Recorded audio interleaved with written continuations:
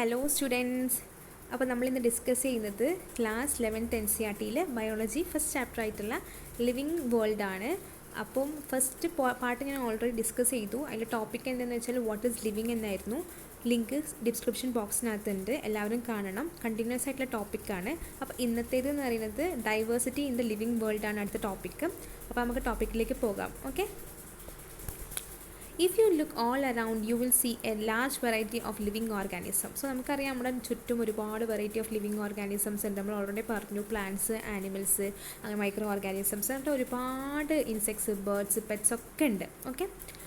The number of species that are known and described range between 1.7 to 1.8 million. ഇത് ഭയങ്കര important ആണ്. ഇത് ഇപ്പോൾ കറക്റ്റൊന്നുമല്ല, പക്ഷേ ആസ് പെർ NCERT പറയുന്നതെന്ന് വെച്ചാൽ the number of species that are known and described range between 1.7 to 1.8 million ആണ് about species ഉണ്ടെന്നാണ് പറയുന്നത്. This refers to the biodiversity or the number of types of organism present on the earth. We should remember here that it is to explore new ideas, even old ones. New organisms are continuously being identified. So biodiversity എന്ന് പറഞ്ഞാൽ the number of and types of organism present in the വേൾഡിനെ അല്ലെങ്കിൽ in the earthനെയാണ് biodiversity എന്ന് പറയുന്നത്. Okay, as stated earlier, there are millions of plants and animals in the world. We know that plants and animals in our own area by the local name. So നമുക്ക് നമ്മുടെ നാട്ടിൽ ഒരുപാട് animals ഉണ്ട്, plants ഉണ്ട്. അതൊക്കെ അവരുടേതായിട്ടുള്ള local നെയിംസിലാണ് അറിയപ്പെടുന്നത്. ചിലതെന്ന് പറയുന്ന ചില ലോക്കൽ നെയിംസ് ഓരോ പ്ലേസിന് വെച്ച് ഡിഫറെൻ്റ് ആയിരിക്കും. ചിലപ്പോൾ നമ്മുടെ നാട്ടിലുള്ള ഒരു പേരായിരിക്കില്ല വേറെ ആൾക്കാർ വേറെ. ഈവൻ കേരളത്തിൽ പോലും ഡിഫറെൻ്റ് ആയിട്ടുള്ള പേരുകളാണ് അറിയപ്പെടുന്നത്. അപ്പോൾ ഇന്ത്യയിലാകുമ്പോൾ അതിനേക്കാളും ഡിഫറെൻ്റ് ആണ്. ലാംഗ്വേജ് മാത്രം വ്യത്യാസം എന്നുള്ള ഒരു കാര്യം മാത്രമേ ഉള്ളൂ. Okay. Hence, there is a need to standardize the naming of living organisms, such as a particular organism is known by the same name all over the world.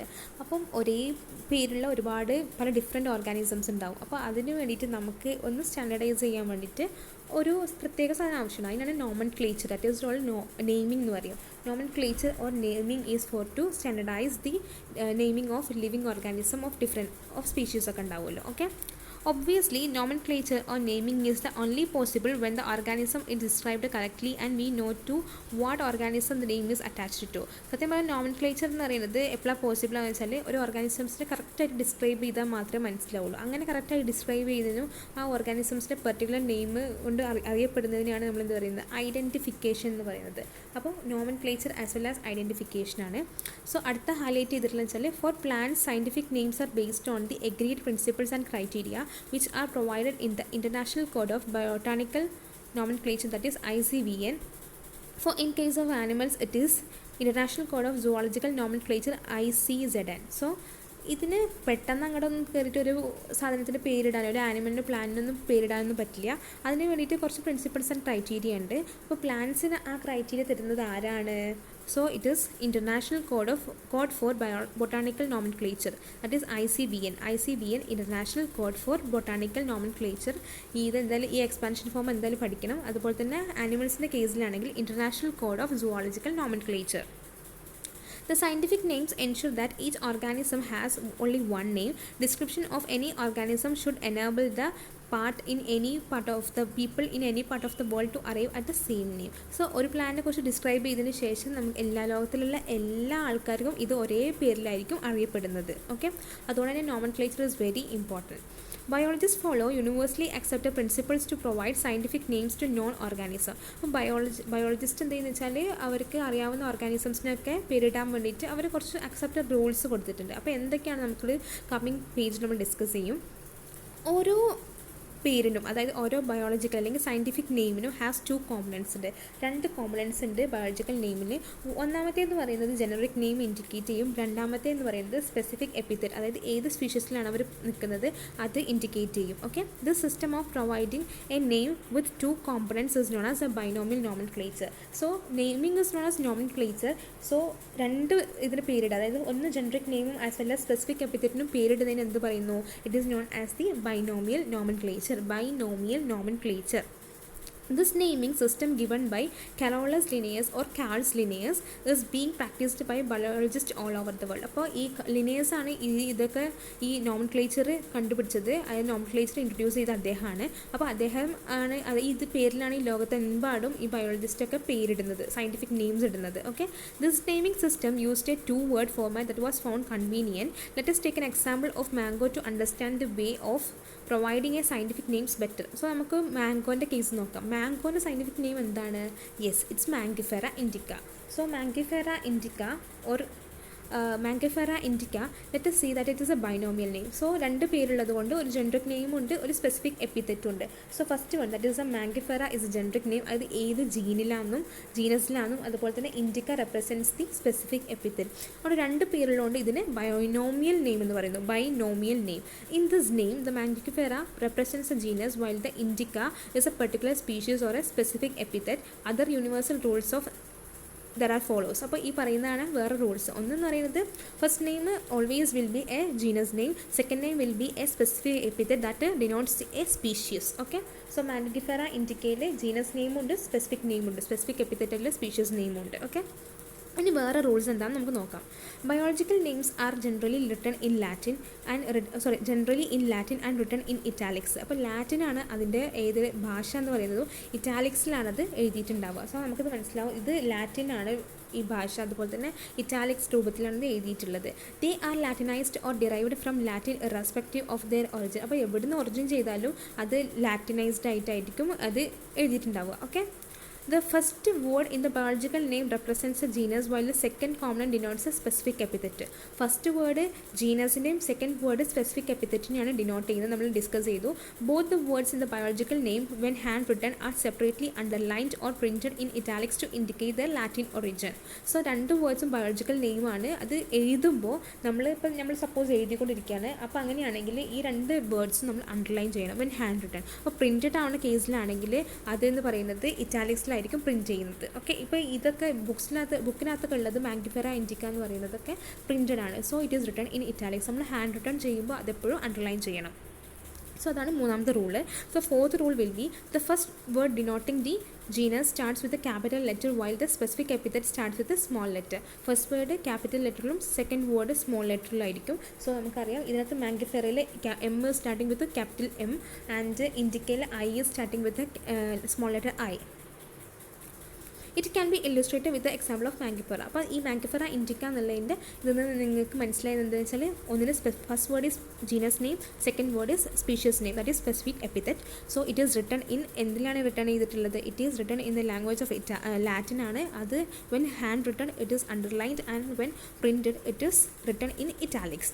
So ഇതൊക്കെയാണ് നമ്മൾ ഇതിനകത്ത് പറയുന്നത്. ഫസ്റ്റ് വേർഡിലെ first letter will be always a capital letter and second word will be A small letter.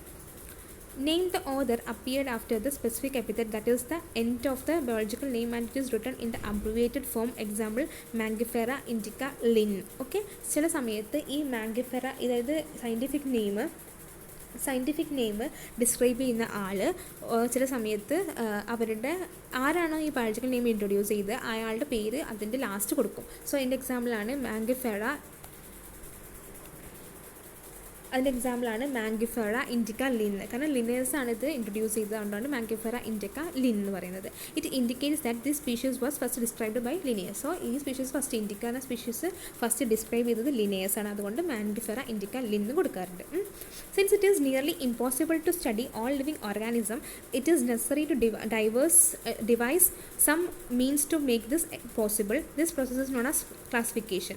So ഇത് ഒരുപാട് species ഉണ്ട്, ഒരുപാട് living organism നമുക്ക് പഠിക്കാൻ എളുപ്പത്തിന് വേണ്ടിയിട്ട് ഒരു പ്രത്യേക ടൈപ്പ് ഓഫ് ക്ലാസിഫിക്കേഷൻ ഉണ്ടെന്നാണ് പറയുന്നത്. ക്ലാസിഫിക്കേഷൻ എന്ന് വെച്ചാൽ it is a process by which anything is grouped into convenient categories based on some easily observable characters. For example, we easily recognise groups such as plants and animals, dogs, cat etcetera or insects etcetera.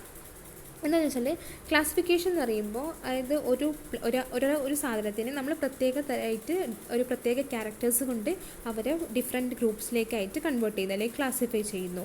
അത് ഇപ്പോൾ plants നമുക്കറിയാം വേറൊരു ഗ്രൂപ്പാണ്, animals വേറെ ഗ്രൂപ്പാണ്, അതുപോലെ തന്നെ animals തന്നെ ഡോഗ്സും കാറ്റ്സും ഇൻസെക്ട്സും ഒക്കെ വേറെ ഗ്രൂപ്പാണ്. Okay, The moment we use any of these things, we associated certain characters with the organism is that group. So for example എന്ന് പറയാന്ന് വെച്ചാൽ നമുക്കറിയാം ഇതിനകത്ത് പറയുന്നത് വെച്ചാൽ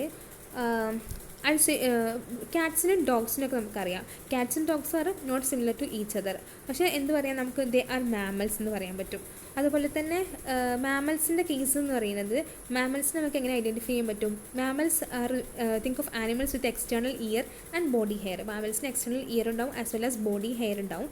like ways in plants we try to talk of wheat, the picture of comes to our mind is that of wheat plants, അല്ല rice plant അല്ല. So നമ്മളൊരു പ്രത്യേകം ഒന്ന് ആലോചിക്കുമ്പോൾ ഇപ്പോൾ വീറ്റ് പ്ലാന്റ് ഒന്ന് ആലോചിക്കാൻ പറയുകയാണെങ്കിൽ നമുക്ക് വീറ്റ് പ്ലാന്റ് മനസ്സിൽ ഓർമ്മ വരുള്ളൂ, അല്ലാതെ റൈസ് പ്ലാന്റ് ഓർമ്മ വരില്ല, കാരണം അത് പ്രത്യേകം വേറെ കാറ്റഗറിയാണ്. ഓക്കെ,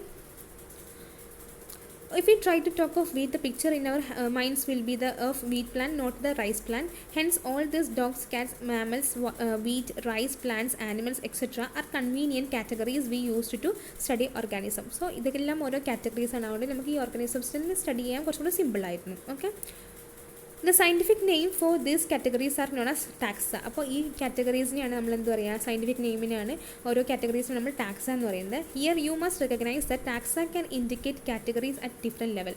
ടാക്സ എന്ന് പറയുന്നത് ഓരോ കാറ്റഗറീസാണ്, അത് വീറ്റ്, റൈസ്, അതുപോലെ തന്നെ മാമൽസ്, അതുപോലെ തന്നെ dogs, cats etcetera. Plants also form a taxa. Wheat is also another taxa. Similarly, animals, mammals, dogs, etc. all are taxa. But you know that dog is a mammal and mammals are animals. Therefore, animals, mammals, dogs represent the taxa at different levels. Okay.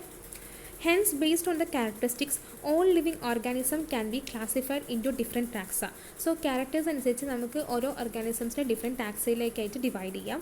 This process of classification is known as taxonomy. So, taxonomy is a process by which the living organisms are classified into different taxa based on a certain അല്ലെങ്കിൽ particular characteristic. So, this is known as taxonomy. So, Carl Linnaeus അല്ലെങ്കിൽ Carolus Linnaeus ആണ് ഇതിൻ്റെ father of taxonomy എന്ന് പറയുന്നത്. The external and internal structure along with the structure of cell, development of process and ecological information of organism are essential and form the basis of modern taxonomical studies. So modern taxonomical studies in the basis and these are very important. First one is external and internal structure, this one, and along with the structure of cell and development process and ecological information are the basis of modern taxonomical studies in essential ആയിട്ടുള്ള കാര്യങ്ങൾ. Hence the characterization, identification, classification and nomenclature are the process that are basis to taxonomy. So taxonomy basis എന്തൊക്കെയാണെന്ന് വെച്ചാൽ characterization, identification, classification, nomenclature, etc. Okay, taxonomy is not something new. The human beings have been interested in knowing more and more about the various kinds of organisms, particularly with reference to their own use. So നമ്മളെ ആവശ്യത്തിനനുസരിച്ച് human ബീങ്സിനെ അല്ലെങ്കിൽ നമ്മളെ ഓർഗാനിസംസിനെ different ആയിട്ട് categorise ചെയ്യുന്നത്. അപ്പോൾ taxonomy പുതിയതായിട്ടുള്ള കാര്യങ്ങളൊന്നുമില്ല. In early days human beings needed to find sources for their basic needs of food, clothing and the shelter. Hence earliest classification were based on the uses of various organism.